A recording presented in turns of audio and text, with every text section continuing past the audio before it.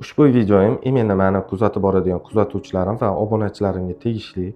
Sizlardan iltimos, videolarimni kunning ikkinchi yarmida, ya'ni tungi vaqtda ko'rib, reski menga telefon qilmanglar. Sizlardan iltimos. Sizlar ma'lumot olishingiz uchun menda belgilangan vaqt bor, ya'ni ertalab soat 8:00 dan kechki 19:00 gacha bo'lgan vaqt oralig'ida telefon qilib bemalol ma'lumot olishingiz mumkin. Qayerda joylashganman, ish vaqtim qachon, qaysi kunlari konsultatsiya, qaysi kunlari muolaja va hokazo. Lekin ko'pchilik kechki vaqti 11, 12, 1larda telefon qilishadi. Men majburan telefonni ko'taraman. Nimaga? Sababi qabulim kelib ketgan bemorlar bo'lishi mumkin va ularda ekstreniy holat kechiktirib bo'lmas maslahat berishim kerak bo'lib qolishi mumkin.